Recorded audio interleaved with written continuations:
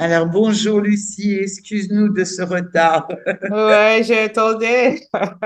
Mais c'était bien, moi j'ai écouté, donc merci Mais en tu tout vois, la cas. journée est tellement riche d'échanges, là déjà avec les conférenciers qui nous rejoignent et après dans les rares moments de pause qu'on prend, c'est vraiment une journée enrichissante et fantastique. Et merci à vous tous pour ce super moment. Je t'ai mise co-hôte, comme ça si tu veux lancer ton document toi-même, Ok, tu seras alors peut-être ça plus à va. l'aise. Ok, Voilà, et c'est merci à parti. toi. Ouais. En tout cas, je sais qu'il y a des personnes qui me connaissent pas et vraiment merci pour cette journée. Je pense qu'on a besoin de ce type de journée pour pouvoir vraiment rencontrer les autres. Je pouvais pas être là, j'avais que des conférences toute la journée.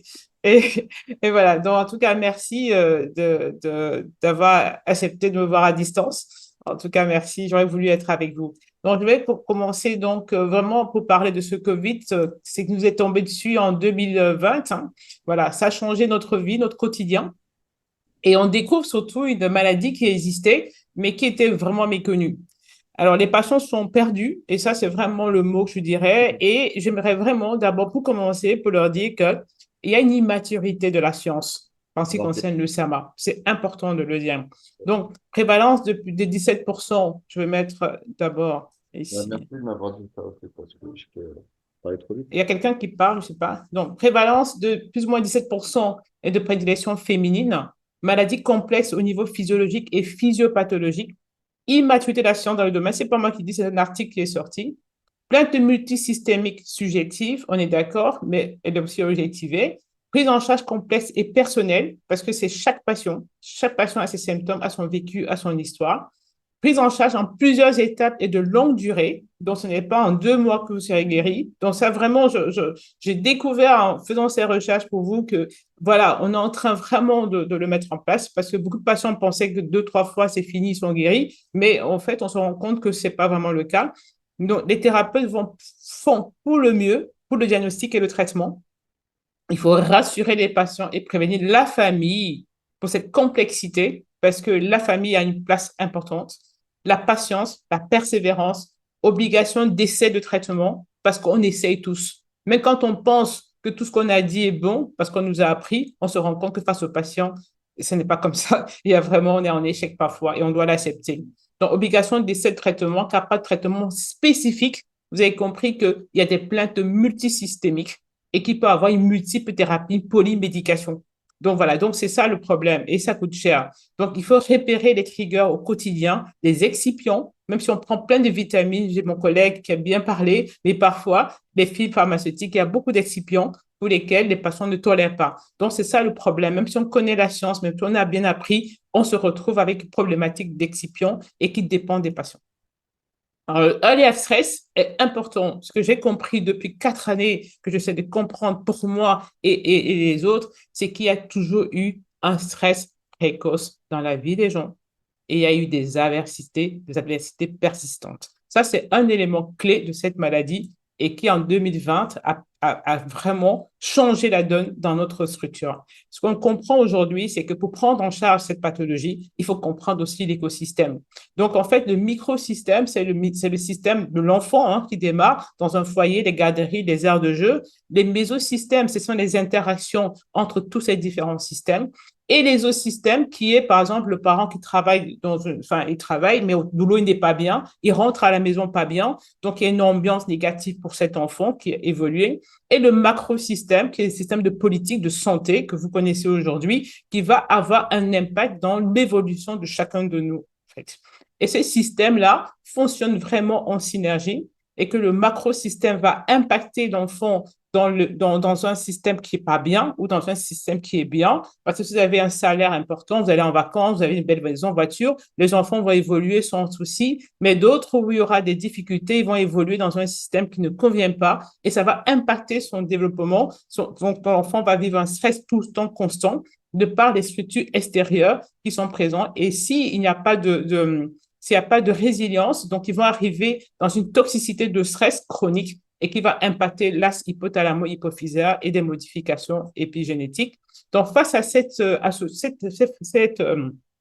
stress précoce, il est important d'avoir une forme de résilience. Donc, c'est vraiment important. Et les facteurs de résilience, il y a un élément clé qui est individuel, c'est la maîtrise de l'adaptation active, l'espoir, la foi, l'optimisme. Mais il y a des facteurs liés au ménage qui sont les familles attentionnées, la présence, la manière de parler à l'enfant, de l'aider à évoluer. Donc, tous ces facteurs-là, je ne vais pas insister, vous pouvez les relire progressivement. Donc, vous allez voir que si l'enfant n'a pas évolué et que tous les facteurs de notre société l'accompagnent pour devenir un homme avec une santé mentale, physique et psychique, on va dire, qui est bien, mais nous faisons partie de cela, la société, la communauté et aussi la famille qui participe à la résilience de l'enfant face au stress qu'il a vécu. Donc, il serait intéressant qu'avant d'arriver à 25 ans, qu'on puisse en famille déjà d'abord régler le problème qu'il y a eu dès le début de la vie. Donc, il faut le reconnaître.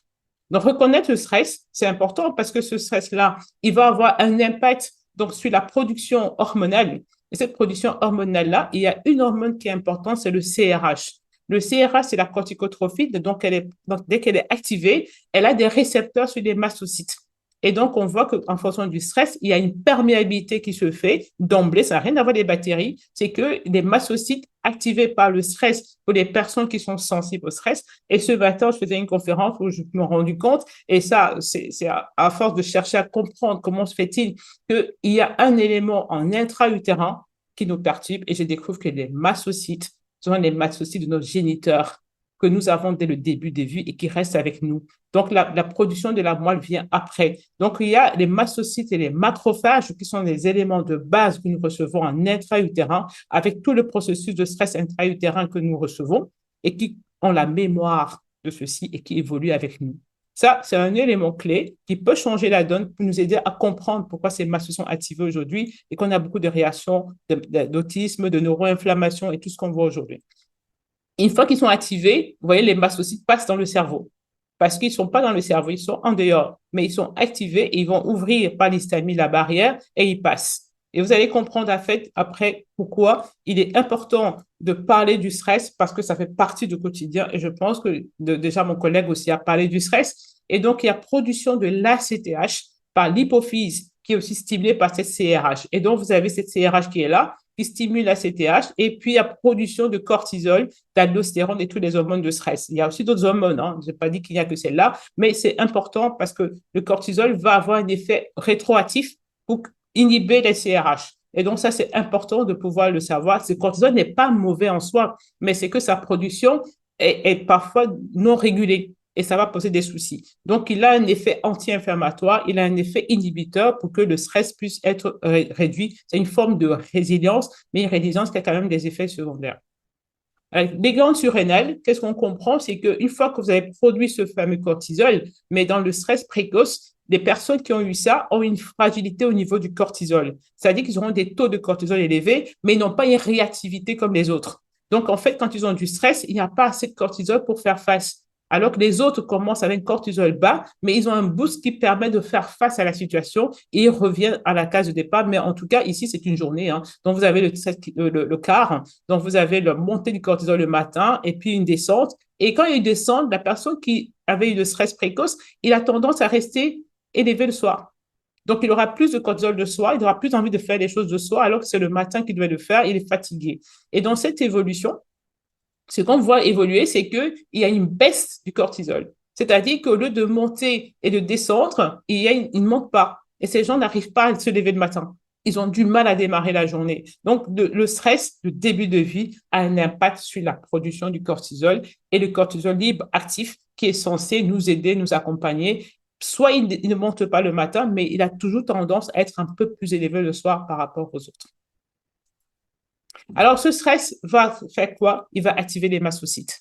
Donc, ce stress début de vie sensibilise les mastocytes. On a les sensibilités mastocytaires, mais on a aussi une sensibilité du système nerveux entérique. Donc, on aura une sensibilité viscérale avec le côlon irritable du début de vie de nos enfants qu'on voit déjà. Donc, important, ce stress début de vie et même le stress persistant active les mastocytes, produit du cortisol qui joue sur la mémoire, qui joue sur l'hippocampe et l'amygdale, c'est les émotions et la mémoire ici. Donc, on voit qu'il y a un souci par rapport à cette stress de début de vie et qui continue à activer ces zones.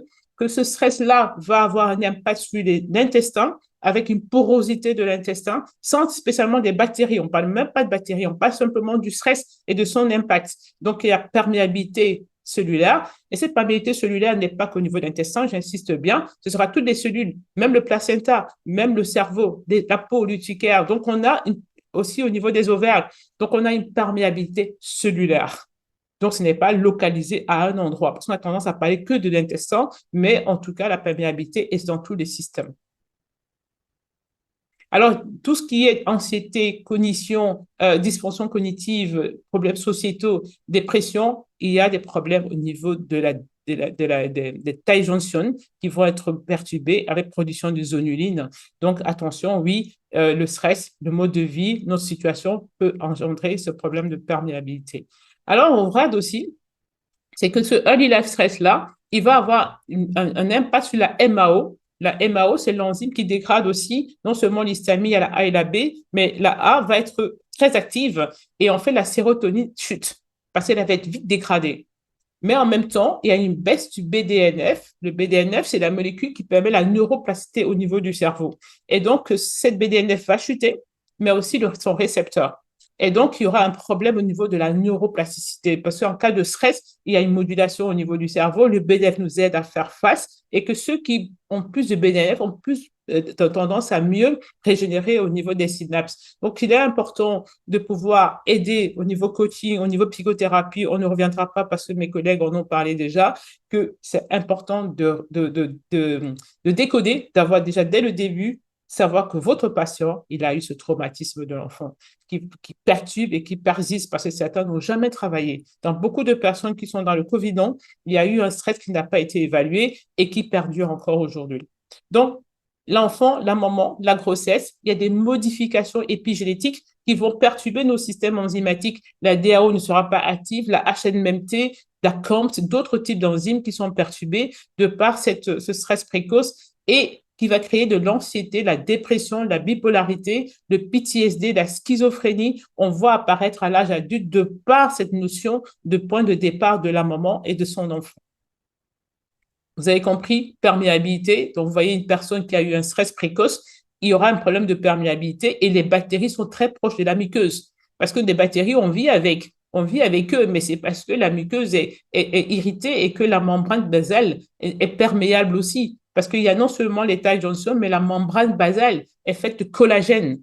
Et donc, le collagène est détruit, donc on a encore une porosité beaucoup plus importante. Alors qu'une personne qui a eu un stress qui est moins important, il y a une cohésion cellulaire, il y a une stabilité de la membrane. Et donc, il y aura les bactéries sont plus éloignées de la muqueuse. Donc, cet équilibre, cette paroi cellulaire qui est importante, qui doit être vraiment solidaire entre elles, bien accolée et qui repose sur une membrane basale. Et on sait très bien aujourd'hui que le collagène est détruit chez beaucoup de personnes et que ça va favoriser encore une porosité au niveau des parois cellulaires. Donc, c'est important de bien connaître l'impact de ce stress dans notre évolution.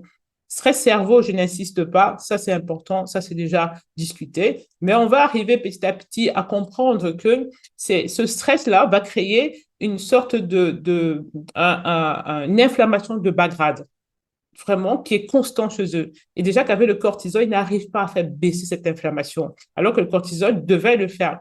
Donc, on retrouve chez ces personnes une inflammation chronique de bas grade qui nous amène dans des pathologies psychiatriques, dépression, toxicomanie, maladies métaboliques, cardiovasculaires, néoplasiques et rhumatismales. Mais en tout cas, je pense que nous tous, à la fin, on va arriver vraiment à cela, que il y a une inflammation de bas grade qui était déjà présente.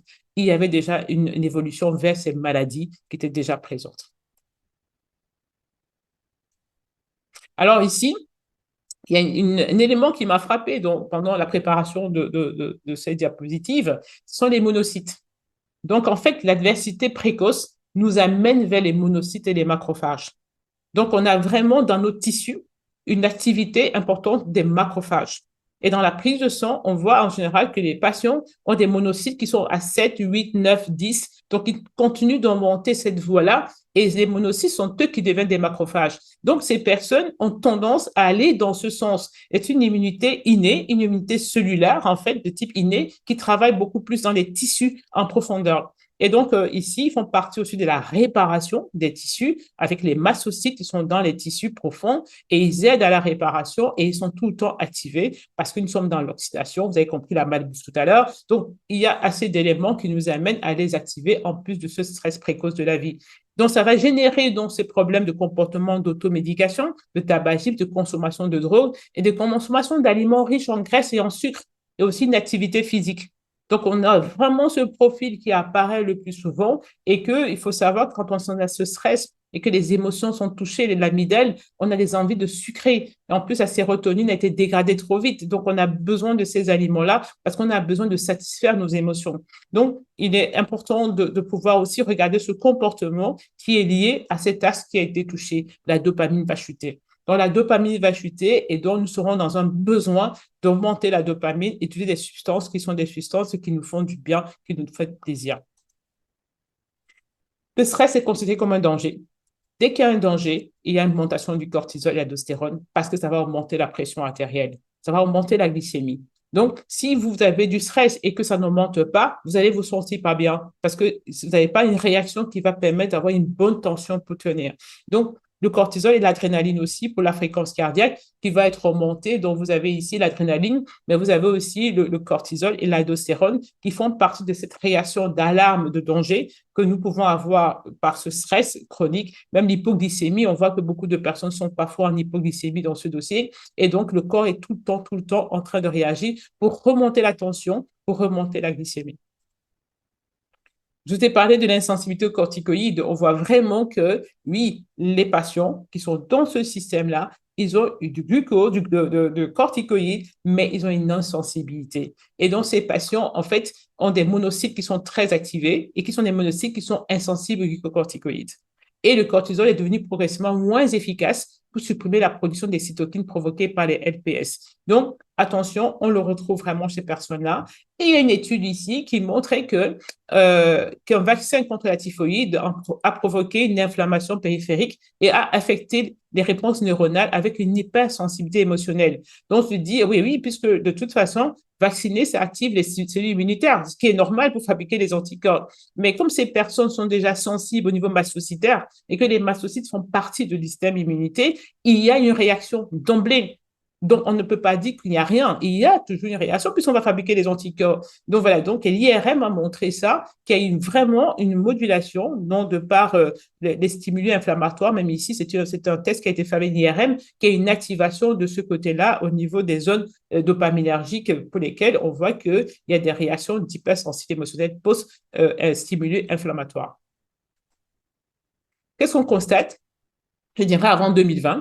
Voilà, puisque c'est le point de départ. Nous sommes dans une alimentation transformée.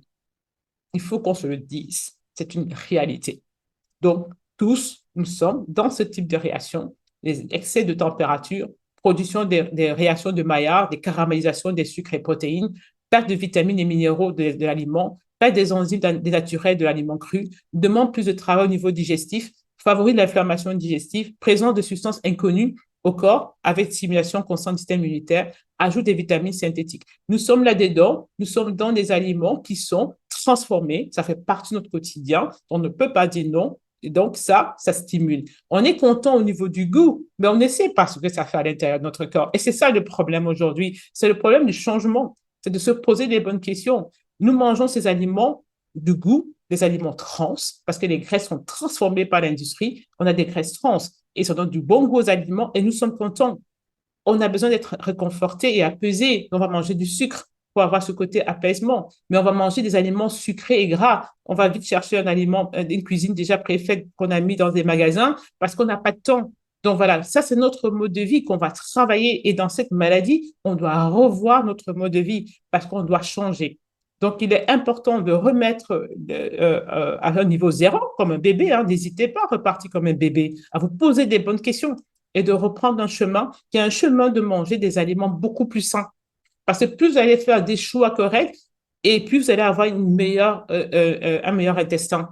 Si vous mangez des aliments transformés, c'est trop facile seulement les schistes, mais il y a d'autres aliments qui sont soi-disant bons, mais qui sont ainsi. Et vous aurez aussi cette porosité de l'intestin. Donc, essayons de trouver un autre équilibre. Changeons, c'est difficile, Mais comme au niveau émotionnel, nous avons été touchés, nous avons besoin des aliments qui ont du goût.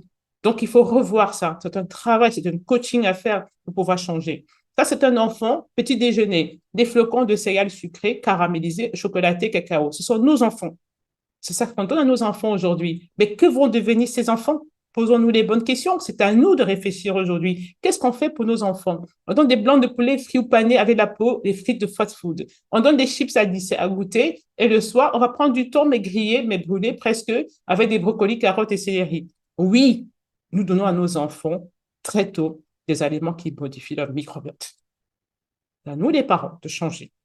Voilà notre parent, il va donner un peu pareil, flocons d'avoine naturel et lait végétal. Il va donner du blanc de poulet bouilli sans peau avec des légumes riz basmati blanc, pourquoi pas. Il va mettre des fruits et le soir, un peu de saumon frais, vapeur, légumes frais, mettre un peu de goût. On peut mettre du persil, du céleri, faire du goût. Et les enfants vont évoluer différemment, mais il y aura moins de porosité de l'intestin. Ils seront moins malades, ils auront moins de rhume. Et ils vont peut-être mieux dormir aussi, parce que ces enfants ne dorment pas bien, ils sont agités, ils sont agressifs parfois et ils ont des hypoglycémies dans la journée. Donc, et ça nous amène vers la glycation. Et la glycation, c'est mauvais, ça active les mastocytes. Donc, il y a des preuves de glycation qui activent les mastocytes. Donc, l'intolérance à l'histamine, quand on va arriver, c'est que tous ces aliments-là, ils sont riches en histamine. Ils sont riches en éléments ultra transformés qui vont activer le système. Donc, il faut changer les choses. Ça, je ne vais pas insister parce qu'on a déjà beaucoup parlé de l'histamine. C'est juste pour vous dire que tout ce parcours nutritionnel dont vous avez amené, nos enfants arrivent à l'âge adulte avec des problèmes d'intolérance à l'histamine. Donc, c'est à nous de mettre en place des stratégies pour les aider, pour les accompagner. La méthylation est perturbée avec ce stress, ça aussi, ça fait partie des problèmes du stress précoce. Et donc, vous avez ici les folates qui sont importants, hein, la vitamine B9, les légumes verts. Vous avez la viande rouge. OK, on dit la viande rouge, c'est mauvais, mais en même temps, si vous mangez une viande rouge de veau, de vache qui sont nourris à l'herbe, il n'y a pas de souci du tout. Mais c'est les animaux qui mangent des céréales. C'est tout ceci qui pose des soucis. Donc, il faut déjà choisir correctement le type de viande pour avoir du fer, la B12, le zinc. On a tout ça là-dedans. À manger des légumes verts pour avoir des vitamines B9, de la vitamine C. Donc, tout cet ensemble-là va permettre d'avoir un équilibre. On va apporter du glutathion. On va avoir aussi des polyamines. N'oubliez pas que les polyamines, OK, il faut les réguler, mais ça permet d'avoir une trophicité de l'intestin, la réparation de l'intestin. Mon collègue a parlé de citrulline. La citrulline augmente les polyamines. Voilà. Donc, on a vraiment, dans cet environnement, si on mange sainement, vous allez faire un carpaccio de viande rouge avec un peu de citron, de jaune d'œuf et des légumes verts. C'est pas ça qui va vous poser des soucis. Vous faites ça même 2 fois par semaine. Pourquoi pas? C'est pas tous les jours. Donc, voilà, on peut faire ça de bonne qualité, de bons choix et des animaux nourris à l'herbe. Alors, ici, on a aussi des déficits d'activité de la DAO. On a parlé de méthylation, pardon, j'ai oublié de vous dire que l'histamine est dégradée par méthylation et donc il fallait optimaliser cette méthylation. C'était ça le but. Mais par contre, il y a une autre enzyme qui est importante, qui est au niveau de l'intestin grêle, mais qui est au niveau du rein et dans d'autres organes aussi, sauf le cerveau.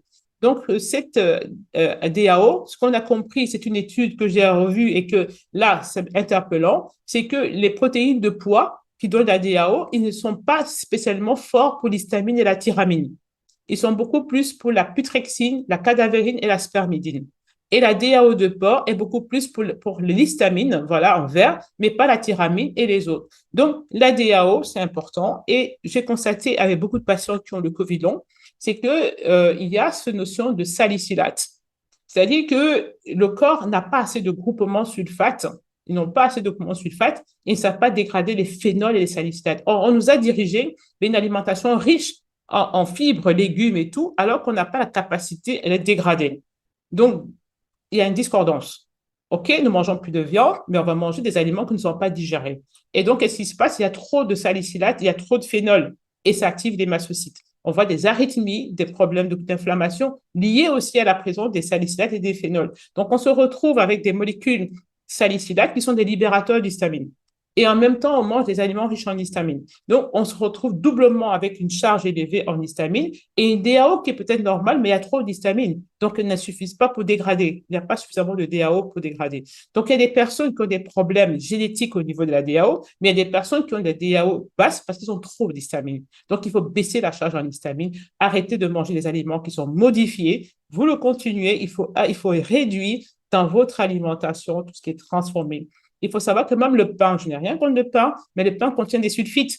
Le boulanger doit changer les types de farine. Il ne doit plus mettre des sulfites dans les farines. Il y a beaucoup de choses dans les farines que vous ne tolérez pas et donc il faut changer. Donc, tout le monde doit faire sa part, modifier, revenir à des aliments de base, à des farines sans sulfite et qui permettent aux patients d'avoir du pain de qualité. Mais le pain est un aliment transformé à haute température dont certaines personnes auront des processus inflammatoires. La DAO, important, la DAO travaille à un optimum d'un pH qui est de 7. Mais le pH de 7, on ne le retrouve pas au niveau de l'estomac, on le retrouve au niveau de l'intestin grêle. Donc, il faut une bonne bile. La bile est importante pour basifier l'intestin grêle. Donc, il faut un intestin grêle qui soit basique pour que la DAO fonctionne bien. Donc, ça aussi, c'est important pour la fonction de la DAO. Et donc, il faut la DAO pour dégrader l'histamine parce que plus il y aura de l'histamine au niveau de l'intestin grêle, moins vous aurez d'absorption. Parce que ça va créer une perméabilité au niveau de l'intestin et à force, vous aurez moins d'enzymes pour digérer le lactose et les autres parce qu'ils sont tous au même niveau. Le Saccharomyces boulardii, c'est un probiotique, c'est une levure. C'est une levure spéciale que nous donnons en cas d'antibiotique et en cas de diarrhée. Mais ce qui est important dans le Saccharomyces boulardii, c'est qu'il contient des polyamines. Et ces polyamines-là permettent de réparer la muqueuse immédiatement lors des diarrhées parce qu'elle stimule la production de DAO. Donc c'est intéressant, Saccharomyces boulardii, pour aider par rapport à ça. Il y a des patients qui ne tolèrent pas, on est d'accord. Tout ce qu'on dit toujours ici, il y a des gens qui ne tolèrent pas non plus. Il ne faut pas croire que tout ce qu'on dit, tout le monde tolère. Mais l'effet de Saccharomyces boulardii, c'est d'avoir la polyamine. Et la muqueuse contient des transporteurs de polyamine qui vont stimuler au niveau de la DAO, des noyaux pour fabriquer la DAO. Et donc, vous allez fabriquer aussi la pompe. Vous avez ici une pompe qu'on appelle SGLT1. C'est la pompe qui permet de faire passer le sodium et le glucose.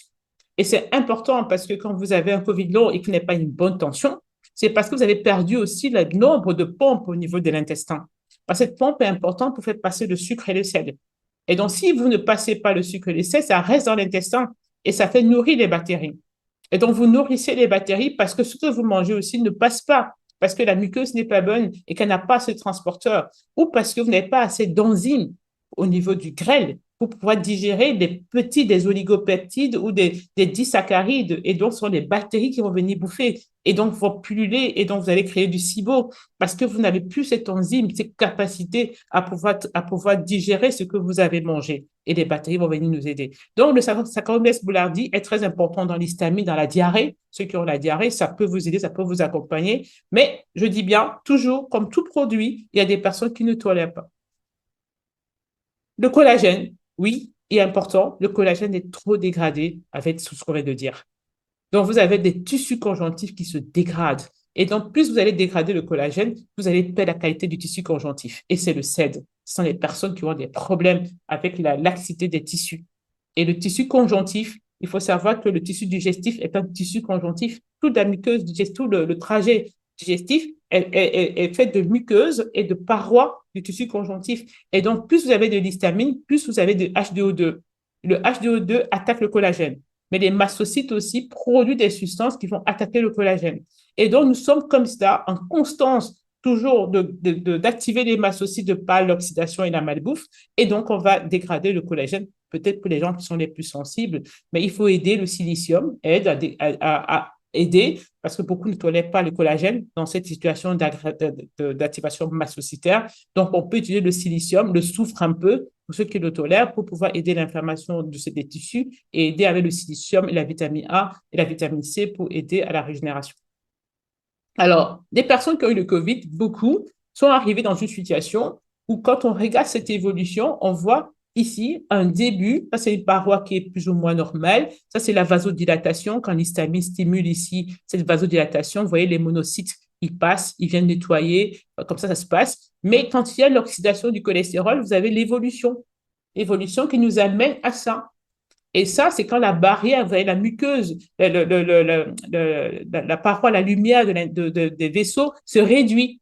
Donc, beaucoup de personnes, de par l'alimentation que je vous ai dit, que je vous ai expliqué, de par le chemin du stress, tout ça qui cumule, vous évoluez, on ne sait pas quand vous avez le COVID. Donc, vous allez peut-être arriver, vous étiez là, peut-être vous étiez là, peut-être vous étiez là, on ne sait pas. Tout ce qu'on sait, c'est que vous étiez en bonne santé, mais on ne sait pas ce qu'il y avait dans vos tissus. Parce que la bonne santé, c'est quoi? La bonne santé, c'est pas parce que je vous dis je vais bien, mais est-ce que à l'intérieur de moi, j'étais bien? Ça, c'est la question qu'on ne s'est pas posée. Donc, est-ce que j'étais ici? Est-ce que j'étais ici? Est-ce que j'étais là? Je ne sais pas. Donc, c'est pour ça que c'était important de pouvoir déjà se situer où j'en étais dans ma vie, à quel niveau quand ce Covid est arrivé. Je ne sais pas parce que j'étais en bonne santé. Mais pour visualiser ça, c'est quand on est déjà là que le radiologue peut voir. Mais quand il est ici, le radiologue ne voit pas. Il ne sait pas que vous êtes là, puisqu'il va vous dire tout va bien. C'est pour ça que le mot tout va bien, c'est parce que l'examen radiologique ne donne pas de lésions, mais c'est parce qu'elle n'est pas encore visible à la radiologie. Pourtant, ça avait déjà commencé. Voilà, tous les mécanismes biologiques qui ont été expliqués par mes collègues font partie de ce qu'on ne voit pas. On dit je vais bien, mais on ne voit pas. Les gens tombent dans la rue, putain, ils allaient bien, mais qu'est-ce qui s'est passé? Il y a eu un spasme, il y a quelque chose. Voilà, donc d'où c'est important de situer qu'est-ce qui ne va pas dans mon corps, comment je peux changer les choses. Et les cellules endothéliales des vaisseaux, comment ils sont ces cellules endothéliales? On voit ici, même les cellules endothéliales ont des tailles jonctions comme dans le grêle. S'il y a une porosité du grêle, il y a une porosité aussi de mes vaisseaux. Ce n'est pas que dans le grêle, c'est aussi au niveau de mes vaisseaux, ces tailles jonctions. Elles sont partout. Les cellules doivent être cohésives. Et donc, quand vous avez des cellules qui ne sont plus cohésives et qui ne sont pas bien, tout passe. Mais c'est parce que ma barrière n'est pas bien. C'est pour ça que je vais être infiltré de bactéries ou de virus, mais parce que mon système de défense, mon système n'est pas fort. Donc, il est important de pouvoir d'abord remettre les éléments clés. Ça, c'est la cascade que je ne vais pas revenir parce que mes collègues en ont parlé lié au COVID. Voilà. Et voilà ce qui se passe après, c'est qu'une fois que la spike attaque nos vaisseaux, la spike attaque nos capillaires, la spike nous empêche de respirer, elle nous donne de l'hypoxie, elle nous empêche, elle nous donne une forme de, de, de manque d'air parce que ça se ferme, ce n'est pas bien. Donc ici, voilà une personne qui est bien, voilà une personne qui a une dysfonction avec les caillots qui sont présents. Donc tout ce processus-là, probablement j'avais déjà des petites choses avant, mais c'est venu aggraver. Et le spike donne des informations chroniques. Et ce que j'ai compris avec l'histamine, c'est que les polyamines, si vous n'avez pas assez de DAO, les polyamines augmentent la réplication de la spike. Donc, les personnes qui ont été vaccinées, le problème, c'est que vous êtes vacciné, même si on a donné, je ne sais pas quoi, petite dose, mais le problème, c'est que vous avez un processus, vous avez trop de polyamines, vous aurez plus de réplication parce que la polyamine est connue, même dans le spermatozoïde des hommes, les polyamines sont là pour la réplication des spermatozoïdes. Et les polyamines sont dans le lait de maman pour la trophicité de l'intestin de l'enfant. Donc, les polyamines font partie des molécules qui favorisent la réplication des virus, la réplication des cancers. Et donc, on doit faire attention à la glutamine, la citrulline, parce que ça dépend dans quel processus on est, puisque on a des polyamines. Donc, les polyamines, quand on n'a pas assez de DAO pour la réguler, elles augmentent la réplication des bactéries, des virus, des pathogènes et de la spike en particulier. Donc, la spike, quand elle est présente, ça, je ne vais pas revenir, je pense qu'on a parlé de la dysfonction, tous les organes qui sont touchés, il y a une balance oxydative antioxydant qui n'est pas bien, ça, c'est important. Mais les mastocytes, mais le problème, c'est quoi? Les mastocytes font partie de ce que nous avons oublié. Et le COVID nous a rappelé que cette cellule, elle est importante. Les mastocytes sont importants, c'est pas que l'allergie. Donc voilà, donc les actions des mastocytes sont associées à la physiopathologie cérébrale. Elle va créer une neuroprotection parce que en fait, quand vous allez activer les mastocytes, vous allez avoir l'histamine qui va stimuler son récepteur H3, vous fait baisser la dopamine. Donc on voit que dans le problème de COVID long, il y a une chute de dopamine, il y a une chute d'acétylcholine, il y a une chute de sérotonine, il y a une chute du glutamate cérébral, chute du GABA et chute de la noradrénaline par le récepteur H3 de l'histamine. Donc une fois qu'il est activé, de par cette neuroinflammation, il y a une neuroprotection. C'est pour ça qu'ils sont censés dormir, ils sont censés être calmes, ne plus bouger tant que la neuroinflammation n'est pas traitée. Donc, il y a vraiment ce côté-là qui fait de l'histamine et des mastocytes qui ont aussi une forme de neuroprotection pour pouvoir éviter que le cerveau soit toujours en éveil alors qu'il est dans l'inflammation. C'est comme si vous avez une jambe cassée et vous continuez de marcher. Donc, vous ne pouvez pas marcher. Vous devez être à l'arrêt. Le cerveau, lui, il est là pour la mémoire, la cognition et l'éveil, donc il ne va plus le faire. Donc, tout le système est touché. Donc, la neuroinflammation, oui, va créer une sorte de neuroprotection, mais le problème, c'est qu'il faut la calmer. Alors ici, donc, il y a aussi le côté angiogénèse, l'activation de la microglie. des astrocytes, hein, ils vont être stimulés par rapport à ça, et ça va augmenter la perméabilité vasculaire et ça va, il y a une interaction avec la microglie, voilà, donc ça, on verra juste après.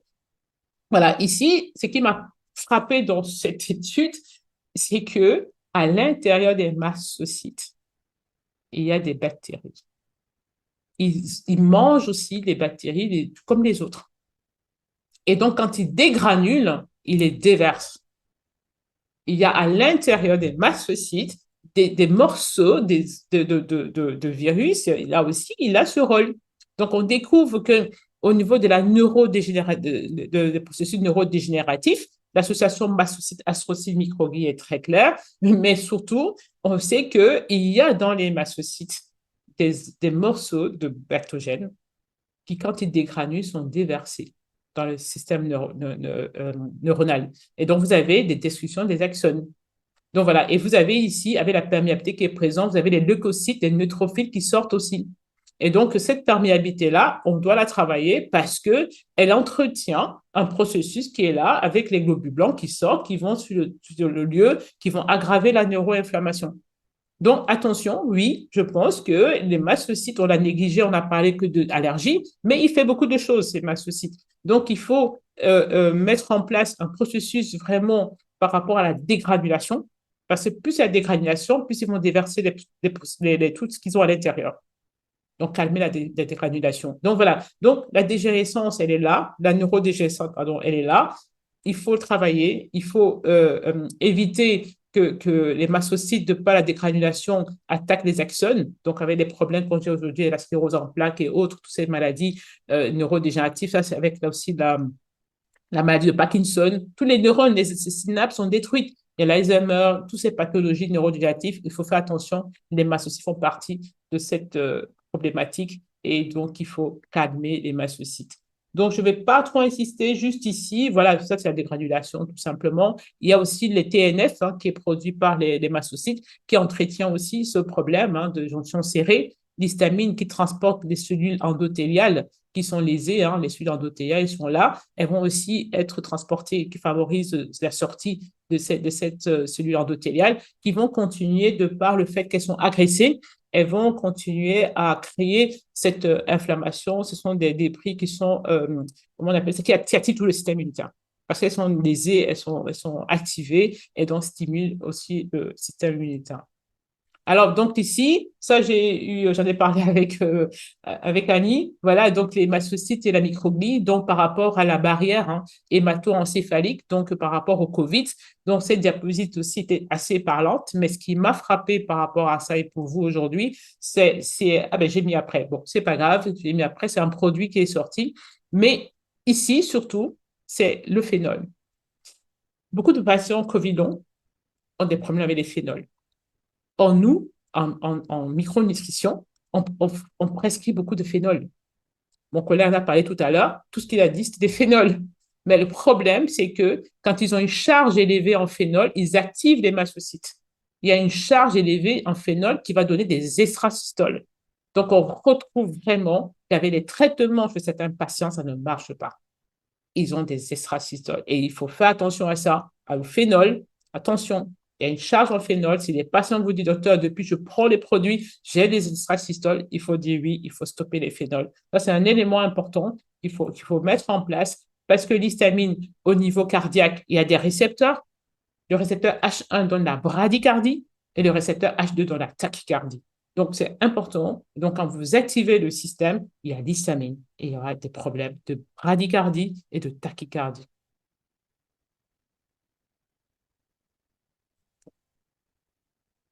Voilà, donc ça, vous allez voir après, c'est juste pour vous dire tous les effets de l'histamine au niveau cardiaque. Ça, c'est important. Sachez surtout que le H1 est bradycardie et le H2, c'est tachycardie. Voilà, l'activation mastocytaire va créer donc des spasmes coronariens. Donc, l'histamine donne des spasmes coronariens et on connaît le syndrome de Kunis. Ce sont des personnes qui vont avoir des problèmes cardiaques liés à un spasme lié à l'histamine. Donc, activation mastocytaire, production d'histamine, de leucotriène, de prostaglandine, des protéases. Donc là, vous allez avoir des métalloprotéases qui vont éroder la plaque, mais vous avez surtout l'histamine qui va créer ce spasme coronarien. Quand je vous ai montré le schéma de l'évolution des vaisseaux et à quel niveau êtes-vous, vous pouvez avoir un niveau plus bas où il n'y a pas de lésion, vous avez des spasmes coronariens, vous avez des douleurs thoraciques, mais l'électrocardiogramme est normal. Mais vous pouvez avoir l'autre personne qui avait déjà la lumière qui était basse et dès qu'il a un spasme coronarien, il fait un vrai infarctus, mais juste parce qu'il y avait une activation mastocytaire liée au COVID ou liée à des allergènes. Donc, c'est important de pouvoir évaluer ce côté cardiaque de la pathologie COVID. Et ici, ça c'était par rapport au sucre aussi. Donc, le COVID a touché la pompe dont je vous ai parlé, SGLT1, et favorise l'absorption très importante de la glycémie, qui passe très vite et qui crée un terrain inflammatoire aussi au niveau local, dans l'hyperglycémie, qui perturbe le côté diabétique qu'on voit chez certains patients qui ont eu le COVID, qui ont eu le diabète par après, des dysfonctions glycémiques surtout. Comment stabiliser les mastocytes? Je viens de découvrir, ne vous dis pas plus. Je l'ai vu, je vous le donne. J'ai vu ce produit, je ne le connais pas encore. C'est l'ériodictiol. Je ne sais pas si quelqu'un pourra me le dire, mais voilà, il a été utilisé, sorti pour le neurocovid. Et donc ici, c'est un schéma qui était pas mal, qui montrait, parce que moi j'ai un patient qui a présenté en 2021 2 semaines pas bien, ils disent Covid, pour lui, il n'était pas bien, mais ils ont fait les tests, c'était négatif. Sa femme a eu, mais lui, il a eu, mais c'était négatif. Mais depuis lors, il se dégrade au niveau neuropsychique. Il vient un peu la bouche déviée, et puis il vient, il marche pas bien. Il fait, à chaque fois, il y a un truc, on se dit, mais c'est quoi ce truc? Et puis il revient encore, il dit, mais non, j'ai eu un Covid, mais c'est toujours négatif. On me dit toujours que je n'ai pas. Mais en fait, ce type, pour moi, il fait un neurocovid, puisqu'on a fait une IRM, on a vu qu'il y a une atteinte au niveau du cerveau. Et en fait, donc, il t'explique ici que par cette voie ici, donc on peut, si vous avez une perméabilité du cerveau, vous pouvez faire passer la molécule vers le cerveau, en fait. Donc, vous pouvez faire passer la molécule au niveau du cerveau et avoir un neurocovid. Parce que lui, c'est un neurocovid qu'il fait, parce qu'il n'a pas fait les autres trucs, mais il se dégrade au niveau cérébral, au niveau, on voit qu'il y a des choses qui ne vont pas, on ne sait pas pourquoi. Mais en fait, ce monsieur, pour moi, c'est un neurocovid, on va voir à la suite, mais il n'a jamais eu de test positif, mais sa femme est malade, mais lui, il est malade, on voit pas son test est négatif. Mais on voit se décliner vraiment au niveau cérébral, et donc on lui dit maintenant qu'il a quand même Parkinson, mais on ne comprend pas, même le médecin ne comprend pas, mais c'est quand même Parkinson. Voilà. Donc, il y a une molécule que j'ai découverte, je ne sais pas plus, mais c'est intéressant. Il y a des personnes qui pourront m'aider aussi. C'est ça le but de se partager des informations. J'espère que ça pourra aider les patients. La lutéoline est connue aussi, c'est intéressant par rapport au COVID. Donc, on voit COVID par rapport au mastocyte. C'est important, ça peut vous aider. Le PEA, je suis heureuse avec ça pour les patients. Le PEA est très, très bien. Voilà, pour la neuroinflammation. On voit que quand on calme les mastocytes, on va diminuer l'arythmie. Donc, ça, c'est vraiment important. PEA, lutéoline, tout ce que vous pouvez faire pour calmer les mastocytes, on voit vraiment une baisse des problèmes au niveau de l'arythmie cardiaque. Bon, c'est intéressant de calmer les mastocytes. Au niveau des produits, le chromoglycate reste le médicament phare connu pour calmer la dégranulation, mais c'est un phénol. Donc, on a vraiment vu la molécule, c'est une molécule avec un groupement phénol. Les patients qui ne toléraient pas les phénols, ils ne supportent pas le chromo. Et on le voit. Même le LDN, certains ils ne tolèrent pas du tout. Des petites doses, mais on ne peut pas monter plus. La lutéoline, un peu phénol peut-être, mais le PEA, c'est ce qui est le mieux. Le CBD aussi, pas certain. Le CBD thérapeutique, on trouve maintenant de plus en plus. Donc ça, il n'y a pas de souci de le dire. Voilà. L'apport en micronutriments, voilà. D'abord, c'est important, par exemple, les apports en micronutriments, mes collègues en ont parlé. Le régime faible en phénol et salicylates, on dit le faux. Régime faible en histamine. Les oméga-3, moi j'insiste toujours, il faut manger les oméga-3. Plus vous avez des poissons frais de qualité, vous aurez des protéines en même temps et c'est beaucoup mieux de manger les oméga-3. Essayez le plus possible. Un apport faible le soir en protéines animales, on le voit bien. Certaines personnes, quand ils mangent des protéines animales le soir, ils ne dorment pas bien, ils ont plus de soufré, ils ont plus de sulfite, donc parce que la cystéine et la méthionine sont sources de sulfite pour avoir des sulfates, parce que le foie a besoin de sulfate. Et beaucoup ne transforment pas bien les sulfites en sulfate. Et donc, ça leur pose des problèmes. Donc, on essaye pour ces personnes-là de moins manger les protéines animales le soir, de prendre plus le matin, le midi, au plus tard à 17h. Et ils dorment mieux. Donc voilà, donc il faut vraiment essayer de mettre en place des stratégies simples, tremper les céréales. Par exemple, vous pouvez tremper les céréales pendant 12 heures, hein, rincer, vous allez diminuer les nutriments et certains sont contents, ça passe bien. Vous pouvez aussi, la pomme de terre, pour ceux qui ne tolèrent pas les oxalates, vous pouvez les cuire et puis 10 minutes, par exemple, retirer l'eau et refaire vapeur et puis ça passe. Ceux qui ne supportent pas les salicilates, les huiles d'olive et tout ça, il y a l'huile de colza, vous pouvez associer avec un peu de lin ou de chanvre ou de l'huile de chanvre pour avoir les oméga 3, c'est intéressant, donc de pouvoir mettre ça en place. Donc, il faut trouver tous les outils. Je pense qu'aujourd'hui, il y a beaucoup de thérapeutes naturaux qui sont là, qui connaissent très, très bien, qui peuvent vous accompagner par rapport à la mise en place de cette assiette, qui soit une assiette qui soit anti-inflammatoire, pauvre en histamine, sphénol et salicylate. Et c'est possible, hein, parce que beaucoup disent toujours oui, mais non, oui, mais non. Non, c'est changer. Il y a un problème de coaching. Il faut changer. C'est important. Cette mesure, c'est une mesure qui est multidisciplinaire, qui fait partie, il faut un coach, il faut un psychothérapeute, il faut que la société participe, que la famille arrête de critiquer les malades, parce que les médecins traitants disent qu'ils n'ont rien, mais c'est faux, ils sont malades. Ce n'est pas visible à la radiologie, c'est pas parce que c'est pas visible à la radiologie qu'on n'est pas malade. Donc, il faut essayer vraiment d'accompagner les personnes le plus possible et leur donner des antihistaminiques. Attention, les antihistaminiques, on en prend trop, mais il faut savoir qu'ils sont anticholinergiques la majorité. Et que quand vous avez une neuroprotection, vous avez une baisse de l'acétylcholine. Et donc, il faut éviter de donner des antihistaminiques si quelqu'un a une baisse de sa acétylcholine parce qu'il y aura des soucis par rapport à ça. Donc, les antihistaminiques, attention, oui, c'est bien, mais il faut vérifier parce qu'il n'y a que le fésophénadine qui n'est pas anticholinergique. Les autres sont faiblement, mais parfois, certains ont des réactions. Il faut les anti-H2. Parfois, certains tolèrent que les IPP, parfois, mais à petite dose pour éviter les problèmes de dysbiose, mais parfois, c'est des IPP qui passent sur certains pour vraiment diminuer le reflux. Et de temps en temps, les corticoïdes, ce sont ceux qui vont baisser les COX-1, COX-2, leucotriènes, parce que les anti-inflammatoires augmentent les leucotriènes, donc c'est pas mieux. Donc voilà. Et puis, il y a le montelukast aussi qui peut aider pour les leucotriènes. Voilà. Les minéralocorticoïdes, oui, c'est possible. Pour ceux qui ont le POT, ça peut aider avec un peu d'hydro, certains, il faut voir, mais voilà. Donc, chaque cas est particulier. Il faut des probiotiques. Le plantarum, c'est le top, je trouve, voilà, pour baisser l'histamine. Voilà, le reuteri pour le Lycobacter pylori, s'il y en a. Le rhamnosus n'est pas mal parce qu'il calme les mastocytes aussi. Voilà, on a tous les outils pour aider aujourd'hui. Et voilà, donc j'espère que j'ai pas pris trop de temps, que ça a été, que je suis dans le temps pour la suite pour les autres. Et voilà, vous Non, avez non, tu le as QR été code. parfaite. Tu as été parfaite comme d'habitude.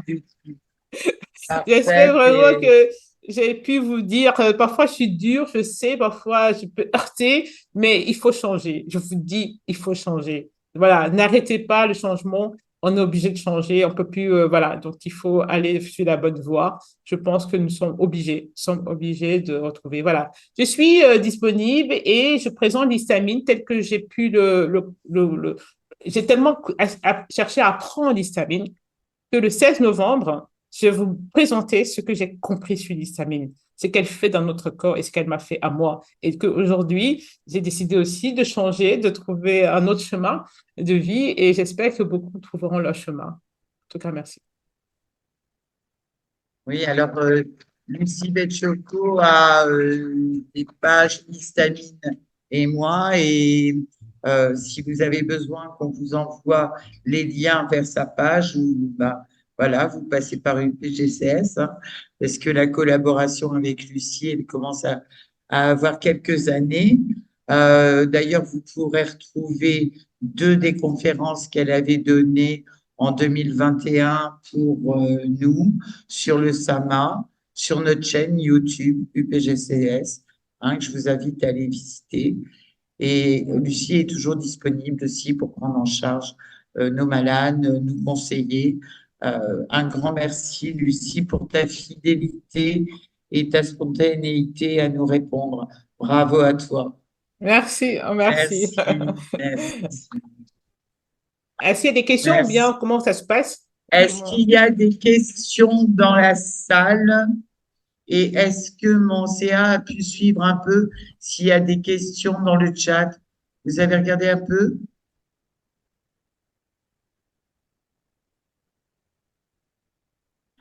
Ah oui, voilà. viens là parce que tu as suivi le chat. Viens. Et s'il y a des questions dans le public, moi, je vais vous inviter à vous rapprocher un peu de nous parce que vous avez vu, ça ne marche pas, hein, quand forcément, nous ne sommes pas France Télévisions. On n'a pas une régie qui permet, mais bon, qui sait, on va peut-être un jour trouver un bon sponsor qui nous donnera du matériel, qui sait. Tiens, Magali. Non, non, mais viens là au micro, viens là, viens là. Ah, Non, mais Magali. prends-les le micro. Allez, tiens, mets-toi là que Lucie te voit. Bonjour, Magali. Bonjour. Va bien. Non, comme je Oui, ça disais, va. comme je savais que Micro, je savais que merci. tu étais pressé, Ouais. comme je savais que tu étais pressé, j'ai redirigé les questions qui d'habitude dans le chat sont assez nombreuses vers ton site et ta prochaine conférence. Donc OK, de live, je pourrais répondre aux questions alors. voilà. OK, ça va. Donc on peut OK, prendre les questions de la salle déjà, OK. s'il y en a. Je sais que c'est assez complexe Alors parfois là, il y a une question. parce qu'il y a des détails très biologiques. Est-ce que tu as des recommandations par rapport aux métaux lourds? J'entends pas, hein. Est-ce que tu as des recommandations par rapport aux métaux lourds? Ah, oui. Enfin, le problème des métaux lourds, c'est qu'il faut vraiment. Avant, moi, ce que j'utilisais vraiment quelque chose de très simple et que moi, j'ai utilisé pour moi, parce que je me dis toujours que je donne d'abord ce que j'ai utilisé pour moi. Il y avait une fille en Suisse qui avait des pages spécifiques. J'y croyais pas trop. Puis, bon, je dis, quand tu es malade, tu essayes de t'en sortir. Donc, il y avait des gouttes de soufre. Je prenais des gouttes de soufre et j'avais de l'iode de matin, un peu d'iode qu'ils avaient le matin, et je prenais la nanoziolite dans la journée. Et je mettais le patch la nuit pour dormir. Et c'est bizarre, ce patch était tellement sale, tu disais, mon Dieu, c'est quoi ce truc? Et, et c'est vrai, je dormais mieux. Mais ma glycémie, ça qui était objectif, c'est que j'étais en hyperglycémie, puisque j'avais le diabète et tout. Mais quand j'ai fait ces séries de patchs et de BMR dont j'explique, ma glycémie est repartie. J'étais même à 40 de glycémie. J'ai été frappée par cette histoire de patch que je ne explique pas, mais bon, c'est fait cette détox. Et j'avais testé l'oligoscan, puisqu'on n'y croit pas trop, mais je me suis dit, pourquoi pas essayer. Donc, j'ai fait l'oligoscan j'avais avant, en décembre. J'ai eu le diabète en février-mars. Et en juin, j'ai refait le test. Tous les paramètres avaient changé. Et ma glycémie était mieux. Et j'étais même passée plutôt en hypo. Donc, je me suis dit, quelque part, pourquoi pas? Parce que j'ai vraiment vu avant et après. Et donc, j'ai commencé aussi dans cette impatience. Et puis, bon, maintenant, le patch, il n'est plus là. Donc, il y a des nouveaux. Je ne connais pas encore le nouveau. Je n'ai pas utilisé, mais c'est pas mal comme approche. Et je connais une patiente qui, pour son COVID, elle ne tolère aucun médicament, mais elle prenait des petites gouttes de soufre et ça l'aidait. Donc, vraiment, pour aider le foie. Mais elle ne tolère pas les médicaments, ni les plantes. Aucune. Elle ne tolère rien. Donc, elle tolère que des petites gouttes de soufre et ça lui faisait du bien. Donc, elle faisait ses petites détox douces. Voilà, parce qu'avec les mastocytes, on relâche les métaux lourds. Et donc, quand on regarde les métaux lourds, on active encore les mastocytes. Donc, il fallait trouver vraiment un moyen de calmer les mastocytes, de faire la détoxification, donc de traiter les métaux lourds. Moi, je ne peux pas dire je vais prouver, mais c'est quelque chose que j'ai fait et j'étais surprise d'avant et après. Ça, c'est vraiment la surprise que j'avais eue. Ouais. Mais il faut faire, mais avec des personnes adaptées qui connaissent bien ça, qui connaissent bien la détoxification et qui savent calmer les mastocytes aussi. Oui, il y a une question. Que pensez-vous des Q10, arginine, collagène marin? Le Q10, c'est important. Le Q10, vraiment. L'arginine dépend des personnes parce qu'il y a des gens qui ont réveil d'herpès, hein, il faut faire attention. Parce que vous avez dit, l'arginine, c'est un des polyamines. Et les polyamines favorisent la réplication des virus. Et donc, on voit vraiment, quand vous prenez la citrulline, certains l'ont eu, et j'ai un patient qui a vraiment eu de l'herpès avec la citrulline, l'arginine aussi. Donc, ce sont des acides aminés bien, c'est très bien, mais il y a des patients pour qui il faut faire attention, oui, on peut réveiller des virus, voilà, avec ça, et surtout l'herpès, c'est très connu. Et le coenzyme Q10, pour moi, il est très bien dans tout. Les gens tolèrent facilement le coenzyme Q10. Franchement, celui-là, on le tolère très bien. Ouais.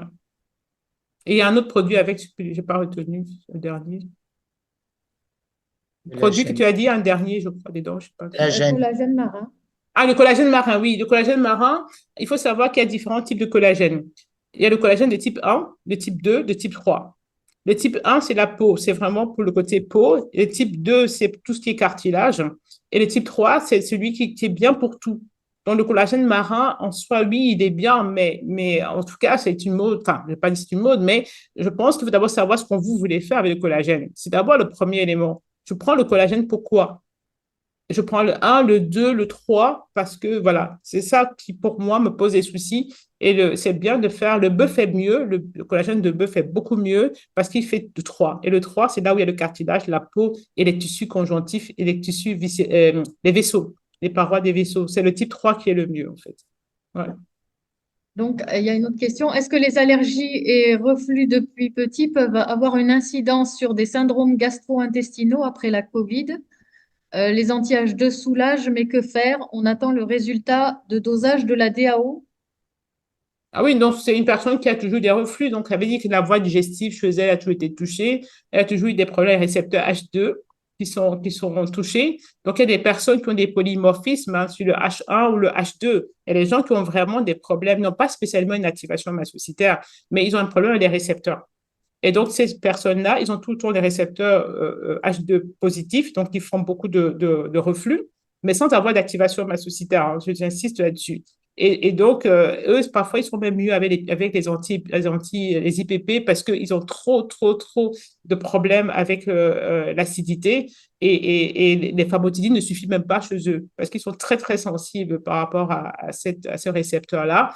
Et maintenant, s'ils ont une activation mastocytaire qui vient s'ajouter, voilà, ça va augmenter l'histamine en fait.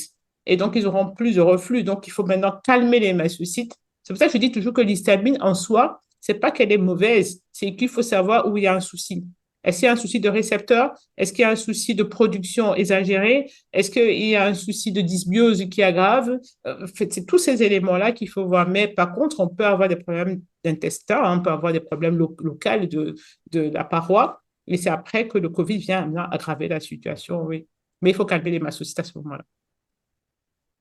Et parfois, un IPP peut faire du bien à petite dose, voilà, s'il y a trop, trop. Ouais, ouais.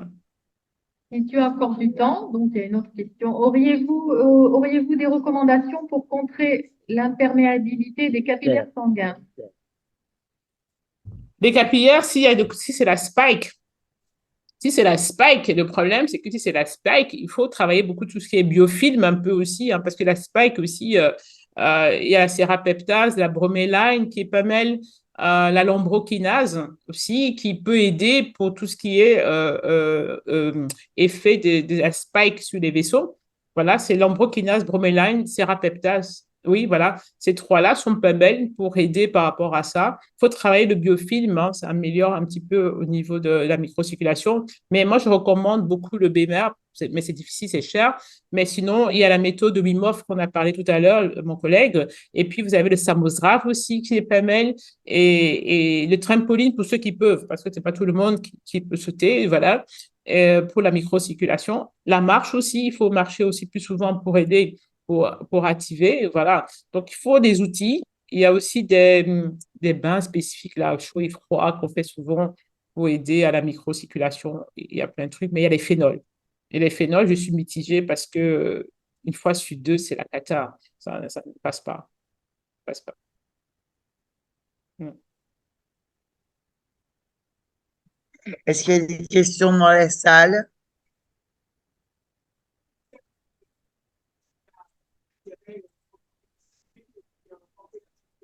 Tu redis la question. Est-ce que le resveratrol a un intérêt Pour diminuer l'inflammation. Le resveratrol? Oui, il est Avec- bien, hein, le reste. En fait, si vous voulez, dans l'histamine, il y a un élément qui est important des flavonoïdes, c'est l'histidine décarboxylase. L'histidine décarboxylase, c'est l'enzyme qui permet de transformer l'histidine en histamine. Donc, les flavonoïdes, le mangoustan, la quercétine, la naringine, le resveratrol, la rutine, ils inhibent la HDC. Ils ont un effet là-dessus. Mais le problème, c'est que le resveratrol, comme je vous ai dit, il y a une catégorie qui va accepter et en plus, ça stimule la sulfatation. Donc, ça augmente la sulfatation, ça stimule la glucuronidation, ce qui est intéressant aussi pour les personnes qui ont des problèmes avec tout ce qui est salicylate et phénol. Le resveratrol est intéressant, hein, c'est pas mal. Si la personne tolère, moi, c'est très bien pour lui. C'est une molécule qui est magnifique, hein, le resveratrol. Ouais. D'autres questions? Eh bien, écoute, visiblement, d'autres questions, Ton micro n'est pas il bon, y a celui-là? Oui. Ah, c'est bon. S'il y a d'autres questions, ils nous enverront des mails et on te les transférera, Lucie. Je voudrais qu'on OK. applaudisse encore énormément Lucie. Et puis, Merci. Ah, merci, docteur Gaillet. Je vois. moi, Voilà, merci, vraiment, en tout cas. moi, je Merci à tout le monde. t'embrasse, hein. Ah, Je moi aussi. t'embrasse, Lucie. À très Allez, bientôt. au revoir, hein. Voilà. Merci. Au revoir.